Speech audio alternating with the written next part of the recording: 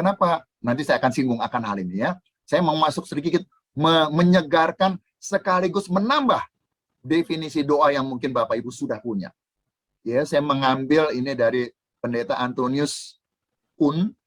Ya, doa adalah pelayanan. Saya pikir Bapak Ibu sudah tahu, dan ini saya mengajak, saya nggak tahu apakah Bapak Ibu yang sudah ada yang sudah lansia di sini saat ini, ya, maka ini salah satu bentuk pelayanan yang bisa dilakukan karena doa adalah pelayanan.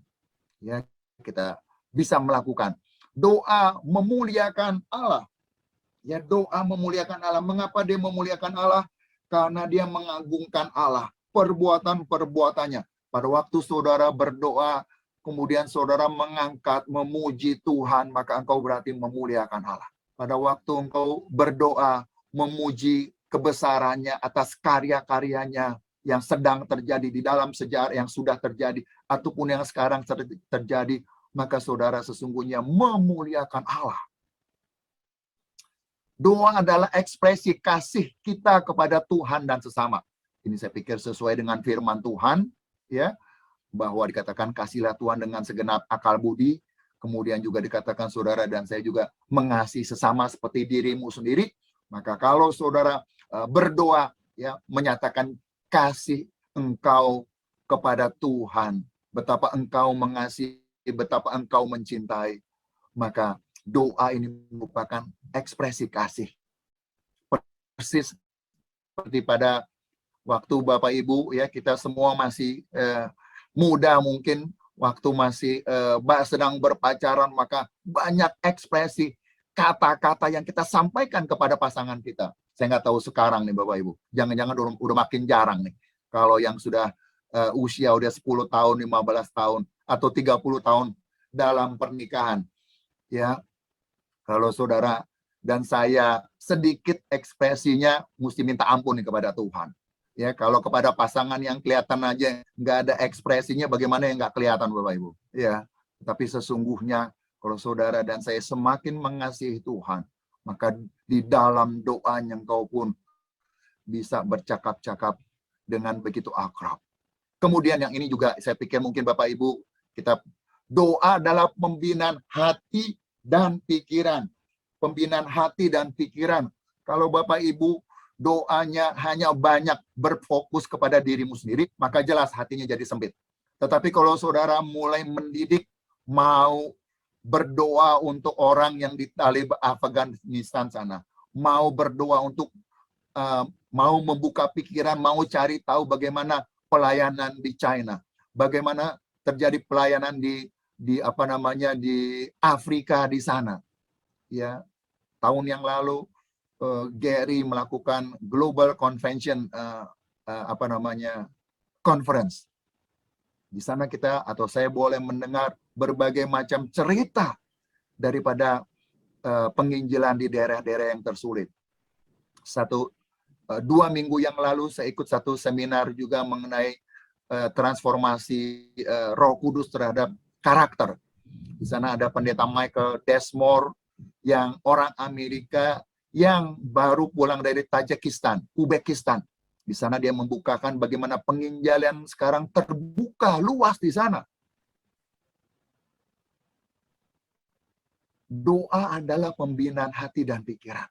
Kalau saudara mau, tadi saya katakan membuka hati, meluaskan hati saudara, melihat pekerjaan Tuhan, melihat penderitaan banyak orang, ada banyak hal, maka doa ini membuahkan pembinaan daripada hati. Tidak egois, tidak hanya untuk kepentingan diri. Bukan untuk hal-hal yang sempit dengan diri kita saja. Nah, berikutnya Bapak Ibu saya mau mengangkat mengenai di mana battlefield kita. Di mana battlefield kita yang perlu kita menjadi sasaran doa kita. Yang pertama tentunya kita bicara soal kuasa kegelapan, ini yang masih banyak. Kita Indonesia dengan berbagai macam suku, Bapak Ibu, ya, kita memang tinggal di perkotaan. Walaupun perkotaan juga saya dengar banyak sekali juga mereka yang datang dari daerah, kemudian membawa berbagai macam perlengkapan perdukunan dari bapaknya, dari nenek moyang, entahlah dari siapa begitu ya. Daerah-daerah dengan adat istiadat yang kuat, kita tahu itu masih terus. Ini terus perlu menjadi pokok doa kita. Ya, kita perlu juga memperlengkapi diri kita kalau ada orang-orang yang memang diikat. Tapi kita nggak akan membahas akan hal tersebut, Bapak Ibu. Kemudian mengenai pelayanan penginjilan yang daerah-daerah yang tertutup karena penguasa atau terbuka tetapi gerejanya sedang tertidur, Bapak Ibu. Atau masyarakatnya memusuhi pekabaran Injil. Ya, kita tahu ada daerah-daerah atau negara-negara tertentu yang memang memusuhi pekabaran Injil. Maka kita perlu doa misi di sini. Kemudian yang ketiga adalah mengenai penyesat dari dalam, dari gereja. Ya, Paulus banyak mengangkat akan hal-hal ini. Bahkan di dalam 2 Tesalonika 3 ayat 9, 2 Tesalonika 3 ayat 9, coba kita lihat sebentar Bapak Ibu ayat ini. Ayo, siapa yang lebih cepat? Silakan baca, supaya jangan ngantuk. 2 Tesalonika 3 ayat 9 dikatakan, bukan karena kami tidak berhak untuk itu, melainkan karena kami mau menjadikan diri kami teladan bagi kamu supaya kamu ikuti. Sorry, maaf. Saya yang salah berarti. 2 Tesalonika 2 ayat 9. Maaf, saya yang salah. Kedatangan si pendurhaka itu adalah pekerjaan iblis dan akan disertai rupa-rupa perbuatan ajaib, tanda-tanda dan mujizat-mujizat palsu.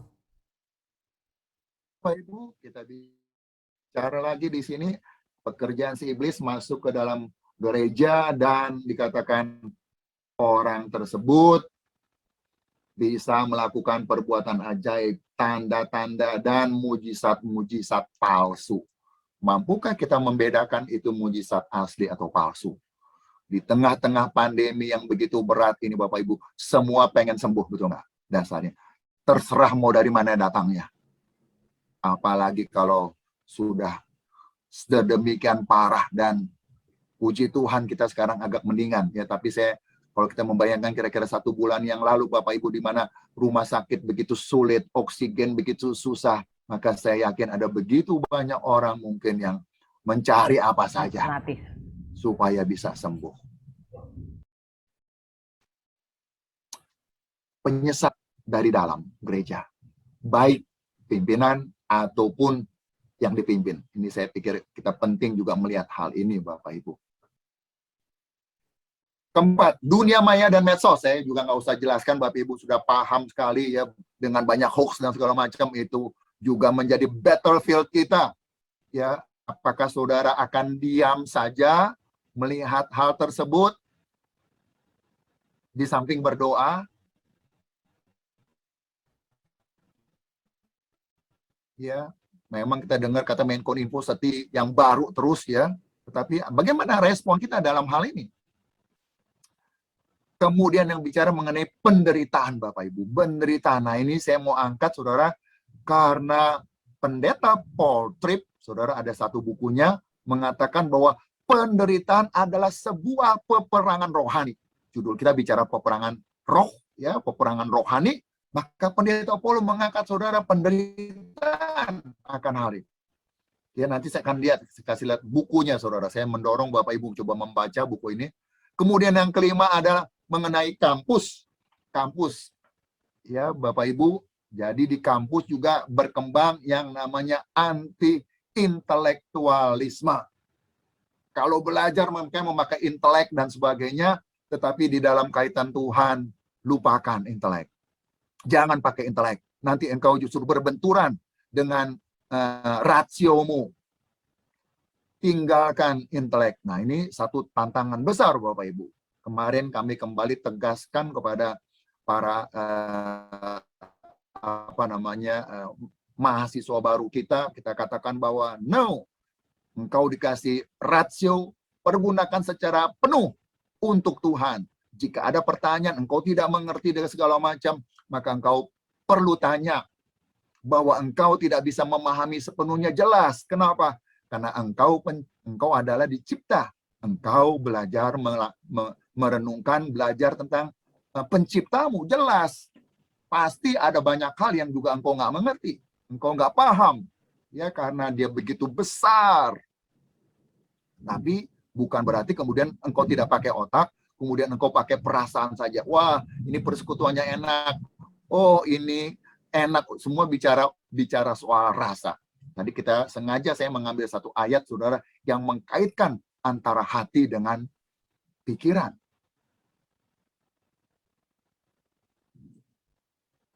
Nah, ini tadi saya katakan ya, bukunya Paul Tripp, saudara, ini juga seorang hamba Tuhan yang juga luar biasa sekali sampai pada suatu saat dia jatuh sakit.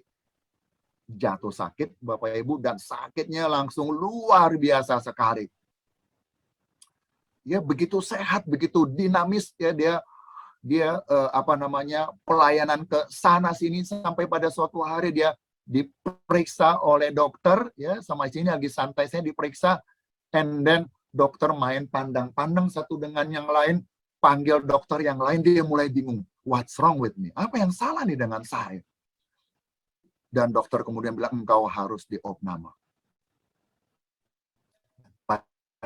Pada malam hari itu dia menjerit-jerit kesakitan, Bapak Ibu. Ya, di sekitar pangkal pahanya itu setiap 5 menit datang itu sakitnya. Setiap 5 menit. Dan dikatakan itu selama 36 jam. Sampai rasanya dia bilang, waduh Tuhan, aku mati aja barangkali rasanya. Dan dia mengangkat ini kira-kira buku-bukunya, isi bukunya, saudara. Dia bicara mengenai adanya jebakan-jebakan di dalam penderitaan. Jebakan kesadaran, takut, rasa iri, keraguan, penyangkalan, keputusasaan. Tetapi juga ada 6 penghiburan-penghiburan. Saya mendorong Bapak Ibu baca buku ini. Apalagi kalau engkau sedang sakit. Ya, satu yang saya mau angkat, saudara, adalah rasa iri. Apa yang maksud dengan rasa iri? Dia katakan demikian, aku melayani Tuhan luar biasa sekali, setia dan segala macam, begitu ya. Tetapi aku kena sakit. Sementara yang melawan Tuhan, yang nggak percaya Tuhan segala macam, justru sehat-sehat, justru katanya makmur. Seperti Mazmur 78, Bapak Ibu. Tetapi di dalam perenungan dan sebagainya, justru di dalam sakitnya, lahirlah buku ini, Bapak Ibu. Oh, ini baik sekali kalau kita coba, karena dia ada seperti kayak Bible study, Bapak Ibu, di belakangnya mencoba merenungkan. Dan penderitaan itu awalnya saudara menusuk fisik. Dan saudara dan saya pasti akan mengalami hal tersebut. Betul nggak? Pasti. Cepat atau lambat, ya pasti. Apakah itu cancer, apakah ginjal, macam-macam. Ya, kita sudah jaga ketat dan sebagainya, akan ke sana. Tetapi setelah kita menderita fisik, salah satu kemudian dia mulai menusuk hati. Apalagi kalau ini sakitnya bertahun-tahun. Sakit yang panjang. Kita perlu bersiap akan penderitaan yang hari ini, saudara. Kapan-kapan nanti kita coba bahas ya, Bapak Ibu ya. Kita masuk berikutnya. Nah, sekarang saya mau singgung mengenai berdoa di dalam roh yang disinggung di dalam Efesus 6 ayat 8. Saya bacakan ulang, dalam segala doa dan permohonan. Jadi Bapak Ibu, kalau engkau melihat sampai ayat 17 di sana, itu bentuknya koma, Bapak Ibu. Koma ya, ayat 17, ayat 16 dia masih koma-koma. Dan itu artinya nyambung dengan Efesus 6 ayat 18. Makanya di sini mulai dengan kata dalam segala hal, segala doa dan permohonan. Titik. Berdoalah setiap waktu di dalam roh. Berjaga-jagalah di dalam doamu. Itu dengan permohonan yang tak putus-putusnya untuk segala orang kudus. NIV, pray in the Spirit on all occasions with all kinds of prayers and requests. With this in mind, be alert and always keep on praying for all the Lord's people. Nah, saudara, saya akan masuk ini, tetapi saya akan pelan-pelan masuk.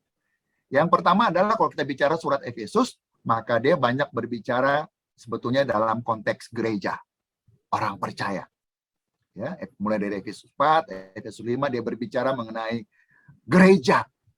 Ya, betapa gereja harus bersekutu, harus ya dipelihara persekutuan dan sebagainya, termasuk unit daripada gereja tentunya keluarga.